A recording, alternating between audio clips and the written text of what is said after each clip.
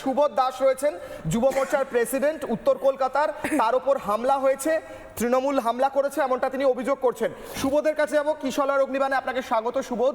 আমি কিশলয় আপনাকে প্রশ্ন করছি, আজকে আপনার তৃণমূল উল্টে বলছে আপনারা হামলা করেছেন, আপনারা গুন্ডামি করেছেন, আসলে কি হয়েছে ওখানে?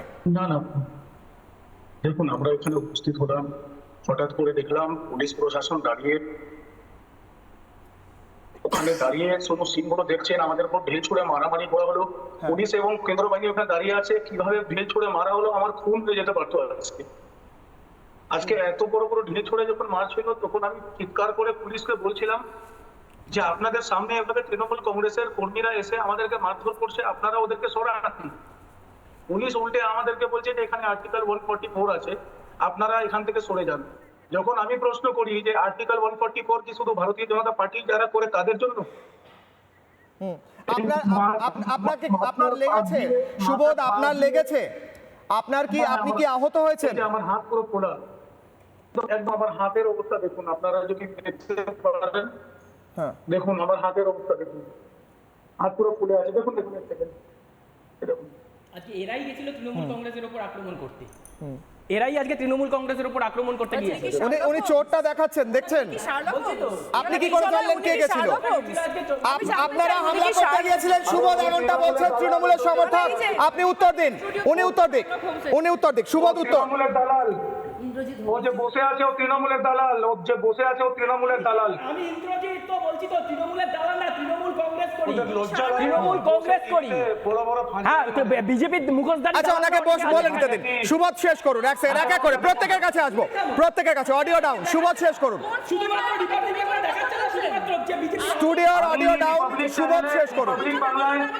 আমি রিপাবলিক বাংলায় আমার বক্তব্যগুলো রেখে আমি শেষ করব। আপনার অডিও যাচ্ছে না স্যার, অডিও যাচ্ছে না। হ্যাঁ সুবোধ শেষ করুন। আমি বলবো কৃষ্ণদা, আমি বলবো। হ্যাঁ বলুন, শেষ করুন সুবোধ। হ্যাঁ বলছি, পুলিশ প্রশাসনকে দিয়ে এখানে নির্বাচন করানো যাবে না। পুলিশ আজকে দলদাসে পুরো পরিণত হয়ে গেছে। আজকে পুলিশ প্রশাসন যখন সামনে দাঁড়িয়ে তাদের সামনে আমাদের উপর আক্রমণ করা হচ্ছিল। ভাই তোমরা বারবার আমাদেরকে আক্রমণ করবে, আমরা কি বসে থাকবো? আমরা কি বসে থাকবো? কি উস্কানি? আমি উস্কানি শোনাচ্ছি। ভয় পেয়েছে, ইন্দ্রজিতের ভয় লেগেছে। কেউ উল্টো দেয়নি, ওই যে ছেলেটাকে তোমরা ছেলেটাকে আহত করেছো, তার দায় কে নেবে? আমি মমতা বন্দ্যোপাধ্যায়ের বক্তব্য শোনাই কেয়াদি। আমি আসি মমতা বন্দ্যোপাধ্যায় কি বলেছে। কেয়াদি আপনার কাছে আসি, মমতা বন্দ্যোপাধ্যায়ের বক্তব্য শুনুন, তারপরে আসি মমতা বন্দ্যোপাধ্যায়। আমরা 2026-এ 226-এর বেশি সিট পেয়ে জিতব, এটা আমাদের বদ্ধমূল ধারণা। বিজেপি ইলেকশনের পরে পিঠে পোস্টার লাগিয়ে ঘুরবে, আমি বিজেপি করি না, আমি বিজেপি করি না, আমি বিজেপি করি না। গাছটাকে ভালোবাসতে শেখো, গাছ বেঁধে পেটানোর জন্য নয়, গাছ মানুষকে ছায়া দেয়। তোমাদের শুভবুদ্ধির উদয় হোক, এসব করতে যেও না। নির্বাচনের পরে পোস্টার লাগিয়ে বলতে হবে আমি বিজেপি করি না, আমি বিজেপি করি না, আমি বিজেপি করি না। কিশলয় অগ্নিবাণের ব্রহ্মাস্ত্র ফাইনাল কোয়েশ্চেন নিয়ে ডিবেটের একদম শেষ অংশে আসছি। কিশলয় অগ্নিবাণের ব্রহ্মাস্ত্র আপনাদের স্ক্রিনে। প্রশ্ন করছি, মমতা অভিষেকের প্রচার বন্ধ হলে কি শান্তিপূর্ণ ভোট সম্ভব হবে, নাহলে কি হবে না? কেয়াদি 30 সেকেন্ডস করে প্রত্যেকে। মমতা বন্দ্যোপাধ্যায়কে ইমিডিয়েটলি সেন্সর করা উচিত। নির্বাচন কমিশনের উচিত, এই যে উনি ধমকানি দিচ্ছেন, থ্রেট করছেন ভারতীয় জনতা পার্টির কর্মীদের, বলছেন বিজেপি করলে তারপরে পেছনে পোস্টার লাগিয়ে ঘুরতে হবে। আমার মনে পড়ে যাচ্ছে ত্রিলোচন বাহাদুর কথা, তার খুন করার পর তার জামার পেছনে লেখা হয়েছিল বিজেপি করিস বলে তাকে খুন করা হয়েছে। আর একটা তথ্য দিতে চাই, জানুয়ারি ফেব্রুয়ারি 2016 সাল 68,776 জন পুরুষ এবং 70,367 জন মহিলা সেই সময় ফর্ম 6 জমা করেছিল। তখন মমতা ব্যানার্জি আপত্তি করেননি। তো আজকে 30,000-এ কেন আপত্তি হচ্ছে? কারণ জেনে গেছে জনতা, ভয় পেয়েছে মমতা।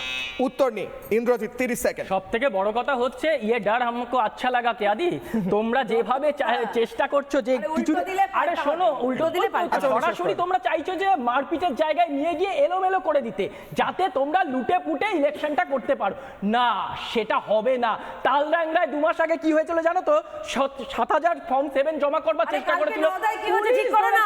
ভাইপোর সভাতে চেয়ার ছোড়াছুড়ি। শোনো আজকে মমতা ব্যানার্জির সভাতে লোক হচ্ছে না। আরে লোক আসছে না। এখন জেনে গেছে আদর্শ জনতা আচরণ media লোক বাংলায় আসছে না। আবার মমতা আর জোর করে আনতে যতই পারছে করো না। হামলা পুলিশ আবার দিয়ে জোর জিতবে করে লোক বাংলা আনতে পারছে না। আবার সরকারি জিতবে জঙ্গলে বাংলা বেশ আমি সুবোধের কাছে আরো একবার যাব সুবোধ হ্যাঁ আমি প্রত্যেকের কাছে আসি সুবোধ 30 সেকেন্ড সময় দিচ্ছি আমি আরো একবার জানতে চাইছি তৃণমূলের হামলায় আহত হয়েছেন আপনি এবং সেই আহত হওয়ার পর এরপর হয়তো আপনি সম্ভবত চিকিৎসা করাতে যাবেন আমার প্রশ্ন হচ্ছে আপনারা কি এই লড়াইটা করতে প্রস্তুত এরপর তো আরো হামলা হতে পারে এরপর তো আরো এরকম পরিস্থিতির সৃষ্টি হতে পারে আপনারা আত্মরক্ষার্থে যা করা প্রয়োজন করছেন কি 30 সেকেন্ড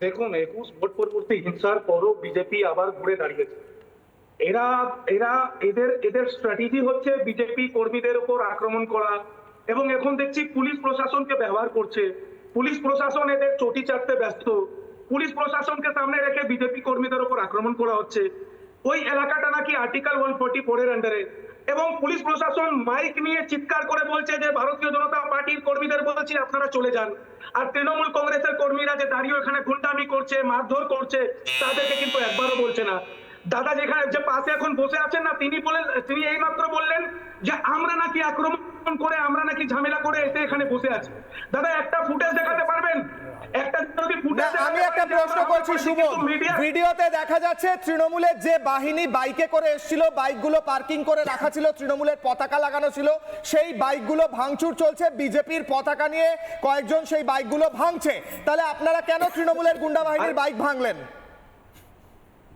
না না তৃণমূল কংগ্রেস যদি বারবার যদি আক্রমণ করে বারবার যদি আমাদেরকে মারধর করে এটা কি সে 10 বছর আগের বিজেপি যে বারবার আমরা মার খাবো তোমাদের কথা শুনবো একটাও ভিডিও দেখাতে পারবে না আবার অন্য কোনো কথা বলছো কেন পরস্পর বিরোধিতা দিয়ে কি এই নির্বাচন উতরাতে পারবে পারবে না সময় কম সুবোধ বলছেন আমি আসি মমিতা স্যার হ্যাঁ বলুন শেষ করুন সুবোধ শেষ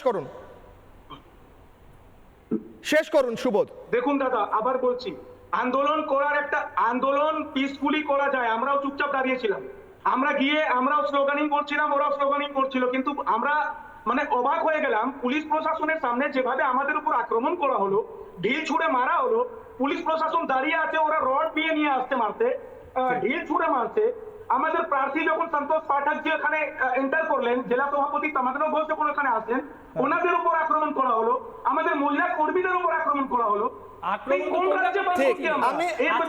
সুবোধ অনেক ধন্যবাদ সুবোধ চিকিৎসা করাতে যাবেন আমি সুবোধকে ছাড়লাম অনেক ধন্যবাদ সুবোধ কিশোর আরোগ্য নিবানে আসার জন্য নানা ধরনের কন্টেন্ট দেখার জন্য লাইক করুন শেয়ার করুন আমাদের ফেসবুক পেজ সাবস্ক্রাইব করুন আমাদের ইউটিউব চ্যানেল পাশাপাশি অন্যান্য ব্রেকিং নিউজের জন্য অবশ্যই চোখ রাখুন রিপাবলিক বাংলায়।